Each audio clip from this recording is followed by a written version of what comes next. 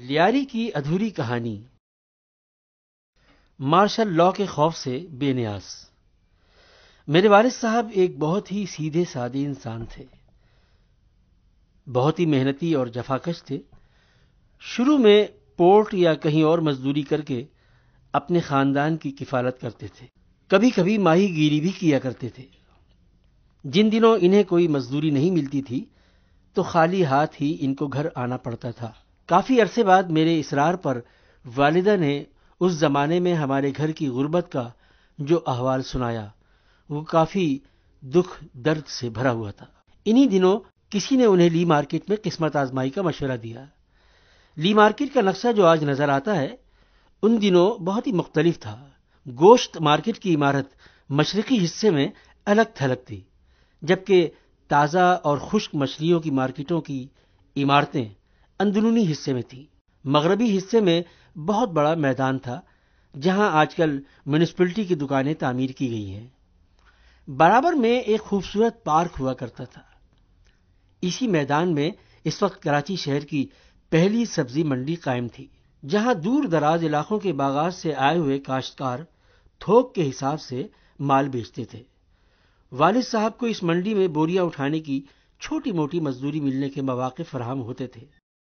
یہ انہی دنوں کی بات ہے کہ جب محنت اور جفاکشی دیکھ کر کسی ہمدرد نے مچھلی مارکیٹ کے گیٹ کے پاس ایک چھوٹی سی جگہ عنایت کر دی تھی۔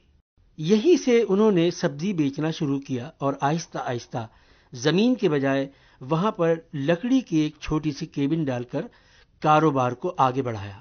اس طرح ہمارے گھر میں خوشحالی آ گئی اور پہلی مرتبہ ہمارے ہاں سبزی کے سالن پکانے کا دور شروع ہوا، جبکہ اس سے پہلے ہم لوگ خشک روٹی کے ساتھ کھجور، گڑ اور پیاز کے ساتھ ہی لنچ اور ڈنر کے مزے لوٹتے تھے۔ لیکن یہ خوشحالی عارضی ثابت ہوئی جب اکتوبر 1958 میں فیلڈ مارشل ایوب خان کا فوجی انقلاب آیا۔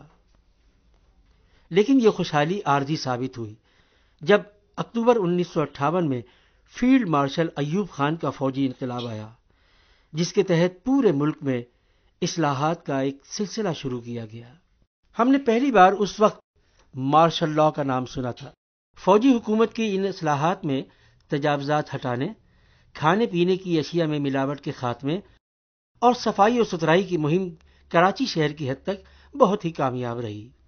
اس دوران سڑکیں صاف و شفاف ہو گئیں، دکانوں سے ملاوٹ شدہ اشیاء غائب ہو گئیں، مٹھائی اور دودھ کی دکانوں پر جالیاں لگ گئیں، حتیٰ کہ ریڑھی پر کھانے پینے کی اشیاء کو بھی ڈھک دیا گیا۔ یہ انہی دنوں کی بات ہے کہ فوجی عدالتوں کی سخت سزاؤں سے بچنے کے لیے ملاوٹ شدہ مسالے اور چائے کی پتی کے نام سے لکڑی کے بھوسوں کی بوریوں سے لیاری ندی بھر گئی۔ پتہ چلا کہ جوڑیا بازار کے بیوپاریوں نے ملاوٹ شدہ اشیاء کا پورا ذخیرہ وہیں انڈیل دیا تھا۔ اس زمانے میں فوجی ٹولیوں کی شکل میں بازاروں اور محلوں میں گھوم پھر کر اس بات کو یقینی بناتے تھے کہ آیا صفائی ستھرائی کے لیے فوجی احکامات پر عمل ہو رہا ہے یا نہیں۔ یکایک لوگ صفائی کی جانب زیادہ توجہ دینے لگے، اس خوف سے کہ کہیں فوجی انہیں پکڑ کر نہ لے جائیں۔ ہمارے محلے میں ایک صاحب تھے، وہ اس قسم کی پکڑ دھکڑ سے محفوظ تھے۔ انہیں مارشل لاء یا فوجی گاڑیوں کے آنے جانے سے کوئی فرق نہیں پڑتا تھا۔ وہ غالباً پیدائشی طور پر نفیس اور صفائی پسند انسان تھے۔ ان کا نام عبدالحق تھا۔ موسیٰ چودھری روڈ پر واقع ان کا ہوٹل لیاری میں مشہور تھا۔ وہ باغ و بہار شخصیت کے مالک تھے، طبیعت کے لحاظ سے البتہ کچھ تند مزاج اور غصہ ور تھے۔ ہر وقت صاف و سفید لباس میں ہوتے تھے۔ ہوٹل میں ایک بہت بڑا ریڈیو رکھا ہوا تھا جس میں سے ہر وقت عجیب و غریب اور نامانوس آوازیں نکلتی رہتی تھی۔ اس وقت تو ہمیں پتہ نہیں چلا، لیکن کافی عرصے کے بعد غلام اکبر جلال جیسے دوستوں کے ذریعے معلوم ہوا کہ یہ کلاسیکل موسیقی کے پکے راگ تھے۔ اس طرح ہمیں فخر ہے کہ استاد بڑے غلام علی خاں اور استاد امیر علی خان جیسے موسیقی کے شہنشاہوں کے گائے ہوئے راگوں کے آلاپ سے ہمارے کان بچپن ہی سے روشناس ہو چکے تھے۔ یہ اور بات ہے کہ ہماری بدذوقی کی وجہ سے ہم نابلد ہی رہ گئے۔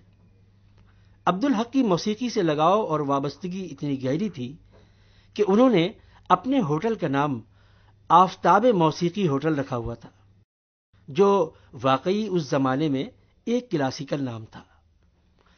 اس ہوٹل میں صفائی کا یہ عالم تھا کہ ایک مکھی بھی نظر نہیں آتی تھی۔ کچن بہت صاف اور برتن بہت چمکیلے ہوتے تھے۔